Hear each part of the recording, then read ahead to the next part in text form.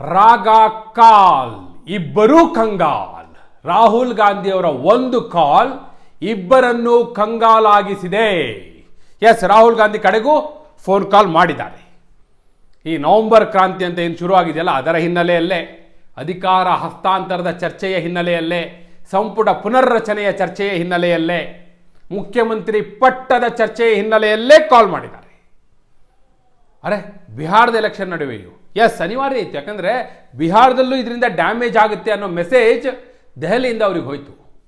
ಬಿಹಾರದಲ್ಲಿರುವಾಗಲೇ, ಪಾಟ್ನಾದಲ್ಲಿರುವಾಗಲೇ, ಪ್ರಚಾರದಲ್ಲಿರುವಾಗಲೇ ಮಧ್ಯದಲ್ಲಿ ಹೀಗೊಂದು ಸಂದೇಶ ಬಂತು. ಕೂಡಲೇ ಅವರು ಮಾತನಾಡಿದ್ರು, ಸುಮ್ಮನೆ ಕೊಡಲಿಲ್ಲ ರಾಹುಲ್ ಗಾಂಧಿ. ಹಾಗಾದರೆ ರಾಹುಲ್ ಗಾಂಧಿ ಕಾಲ್ ಮಾಡಿದ್ದು ಯಾರಿಗೆ? ಅವ್ರು ಕೊಟ್ಟಂಥ ಮೆಸೇಜ್ ಏನು? ಏನು ಹೇಳಿದ್ರು? ಕಾಲ್ ಮಾಡಿ ಹೇಳಿದ್ದೇನು ಅವರು? ಇಬ್ಬರು ಕೂಡ ಕಂಗಾಲ್ ಆಗಿದ್ಯಾಕೆ? ಈ ಕಡೆ ಸಿದ್ದರಾಮಯ್ಯನವರು, ಆ ಕಡೆ ಡಿ ಕೆ ಶಿವಕುಮಾರ್, ಇಬ್ಬರ ಬಣದವರು ಕಂಗಾಲಾಗುವ ಹಾಗಾಯಿತು. ಯಾಕಂದರೆ ಇಬ್ಬರು ನಿರೀಕ್ಷೆ ಮಾಡ್ತಾ ಇದ್ದಿದ್ದೇನು?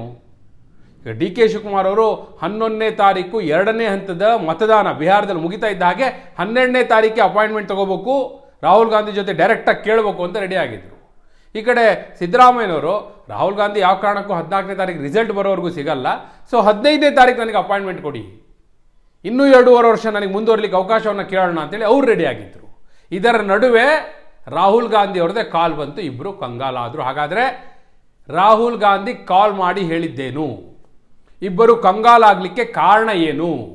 ಇನ್ ಫ್ಯಾಕ್ಟ್ ಇಬ್ಬರ ನಿರೀಕ್ಷೆ ನೀರು ಪಾಲಾಗಿದ್ಯಾಕೆ? ಹೈಕಮಾಂಡ್ನ ಪ್ಲಾನ್ ಏನು? ಹಾಗಾದರೆ ಹೈಕಮಾಂಡ್ ಹತ್ರನೂ ಒಂದು ಸ್ಟ್ರಾಟಜಿ ಇರುತ್ತಲ್ಲ, ಅದು ಕರ್ನಾಟಕಕ್ಕಾಗಿ ಏನು ಪ್ಲಾನ್ ಮಾಡ್ಕೊಂಡಿದೆ? ಎಸ್, ಅದೇ ವಿವರವನ್ನು ಕೊಡೋ ಸಲುವಾಗಿ ನಾನು ಬಂದಿದ್ದೇನೆ. ಆತ್ಮೀಯರೇ, ವಾರ್ತೆ ವಿಶೇಷ ಕಾರ್ಯಕ್ರಮಕ್ಕೆ ಸ್ವಾಗತ. ನಾನು ವೀರೇಂದ್ರ ಉಪ್ಪುಂದ. ನೋಡಿ, ಸಹಜವಾಗಿ ಕುತೂಹಲ ಇದೆ, ಹೈಕಮಾಂಡ್ ಏನು ಮಾಡುತ್ತೆ ಈಗ ಅಂತ ಎಲ್ಲರ ಪ್ರಶ್ನೆ ಇರೋದೇ. ಆ ಕಡೆ ಡಿ ಕೆ ಶಿವಕುಮಾರ್ ಪಟ್ಟು ಬಿಡಲ್ಲ, ಈ ಕಡೆ ಸಿದ್ದರಾಮಯ್ಯನವರು ಪಟ್ಟ ಬಿಡಲ್ಲ. ಇದರ ನಡುವೆ ಯಾವುದಾದ್ರೂ ಒಂದು ಪಟ್ಟನ್ನು ಹೈಕಮಾಂಡ್ ಹಾಕಲೇಬೇಕಲ್ಲ, ಅದು ಯಾವ ಪಟ್ಟು ಹಾಕುತ್ತೆ? ಈ ಪ್ರಶ್ನೆ ಇತ್ತು. ಅರೆ, ಏನೇ ಪಟ್ಟು ಹಾಕದಿದ್ರು ಬಿಹಾರ ಎಲೆಕ್ಷನ್ ಆದಮೇಲೆ ಅಲ್ಲಿವರೆಗೂ ಅವರೇನು ಈ ಕಡೆ ತಲೆ ಕೆಡಿಸ್ಕೊಳ್ಳಲ್ಲ, ಇಲ್ಲಿಗೇನು ಬಂದು ಕೂರಲ್ಲ. ಕ್ಲಿಯರ್, ಅದು ನಿಜ. ಅದು ಬಿಹಾರದ ಚುನಾವಣೆ ಇಟ್ಟುಕೊಂಡು ಅಲ್ಲಿ ರಾಜ್ಯ ವಿಧಾನಸಭಾ ಚುನಾವಣೆ ನಡೀತಿರುವಾಗ ಅವ್ರು ಇಲ್ಲಿ ಬಂದು ಕೂರಲ್ಲ. ಆದರೆ ಇಲ್ಲಿ ನಡೆಯುವ ಬೆಳವಣಿಗೆಗಳು ಅಲ್ಲೂ ಮತದಾರರ ಮೇಲೆ ಪ್ರಭಾವ ಬೀರಿ ಅಲ್ಲೂ ಡ್ಯಾಮೇಜ್ ಆಗಬಾರ್ದಲ್ಲ. ಆ ಹಿನ್ನೆಲೆಯಲ್ಲಿ ನೋಡಿ, ಡೆಲ್ಲಿಯಿಂದ ರಾಹುಲ್ ಗಾಂಧಿ ಅವರಿಗೆ ರೆಗ್ಯುಲರ್ ಅಪ್ಡೇಟ್ ಹೋಗ್ತಾ ಇದೆ. ಆದರೆ ಯಾವಾಗ ಇದು ತಾರಕಕ್ಕೆ ಹೋಯಿತು ಆಗ ಒಂದು ಕ್ಲಿಯರ್ ಮೆಸೇಜ್ ಕೊಟ್ಟರು. ನೋಡಿ, ಕರ್ನಾಟಕದಲ್ಲಿ ಈ ರೀತಿ ತಾರಕಕ್ಕೆ ಹೋಗ್ತಾ ಇದೆ.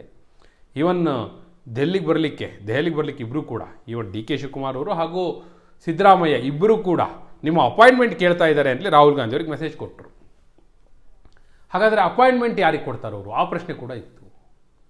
ರಾಹುಲ್ ಗಾಂಧಿ ಡಿ ಕೆ ಶಿವಕುಮಾರ್ ಅವರಿಗೆ ಅಪಾಯಿಂಟ್ಮೆಂಟ್ ಕೊಡ್ತಾರಾ ಅಥವಾ ಸಿದ್ದರಾಮಯ್ಯವ್ರಿಗೆ ಕೊಡ್ತಾರಾ?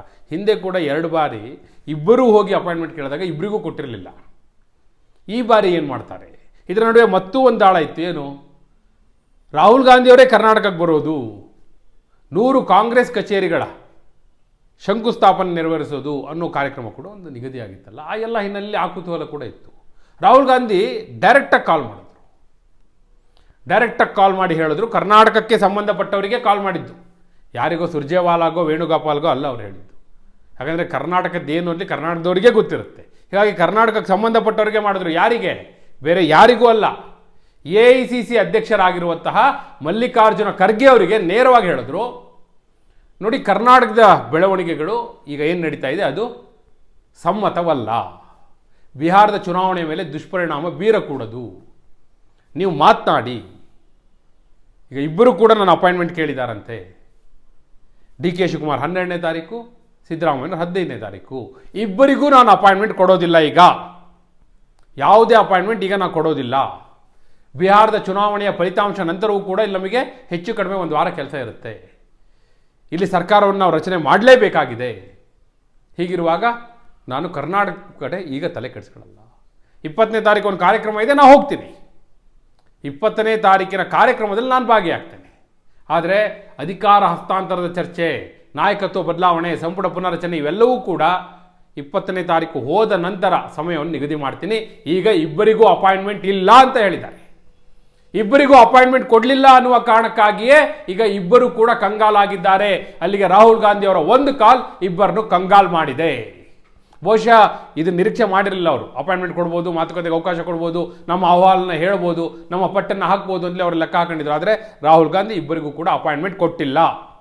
ಹಾಗಾದರೆ 20ನೇ ತಾರೀಕು ಬಂದಾಗ ಆಂತರಿಕವಾಗಿ ಒಂದು ಮೆಸೇಜ್ ಕೊಡ್ತಾರೆ, ಅವಾಗ ಅಪಾಯಿಂಟ್ಮೆಂಟ್ ಕೊಟ್ಟು ಹೋಗ್ತಾರೆ. ಇಂಥ ದಿನ ಇಬ್ಬರು ಬನ್ನಿ ಅಂತ. ಅವತ್ತು ಅವ್ರಿಗೊಂದು ದಿನ ಇವರಿಗೊಂದು ದಿನ ಕೊಡೋದಿಲ್ಲ. ಅವತ್ತು 20ನೇ ತಾರೀಕು ಹೇಳ್ತಾರೆ, ನೀವಿಬ್ಬರು ಇಂಥ ದಿನ ಬನ್ನಿ ಅಂತ ಹೇಳಿ. ಅವತ್ತು ಮಲ್ಲಿಕಾರ್ಜುನ್ ಖರ್ಗೆ ಅವ್ರನ್ನೂ ಕರ್ಸ್ಕೊತಾರೆ, KC ವೇಣುಗೋಪಾಲ್ ಇರ್ತಾರೆ, ರಣದೀಪ್ ಸಿಂಗ್ ಸುರ್ಜೇವಾಲಾ ಇರ್ತಾರೆ.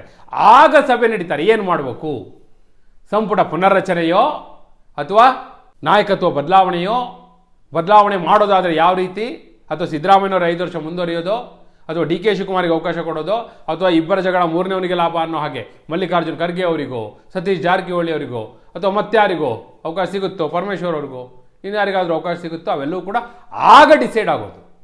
ಈ ಮೆಸೇಜ್ನ ಕ್ಲಿಯರಾಗಿ ಕೊಟ್ಟಿದ್ದಾರೆ ರಾಹುಲ್ ಗಾಂಧಿ ಅವರು, ಮಲ್ಲಿಕಾರ್ಜುನ್ ಖರ್ಗೆ ಅವರಿಗೆ ಹೇಳಿದ್ದಾರೆ. ಹೀಗಾಗಿ ಇಬ್ಬರಿಗೂ ಕೂಡ ಅಪಾಯಿಂಟ್ಮೆಂಟ್ ಇಲ್ಲ ಅನ್ನೋದು ಸ್ಪಷ್ಟವಾಗಿದೆ. ರಾಹುಲ್ ಗಾಂಧಿಯವರ ಈ ತೀರ್ಮಾನ ಸರಿ ಅನಿಸುತ್ತಾ?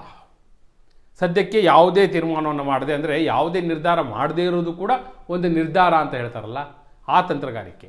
ಮತ್ತು ಸಾಧ್ಯವಾದಷ್ಟು ಒಂದೊಂದು ದಿನವೂ ಪೋಸ್ಟ್ಪೋನ್ ಮಾಡೋದು, ಆ ಪ್ಲಾನ್ ಕೂಡ ಮಾಡ್ತಾ ಇದ್ದಾರೆ.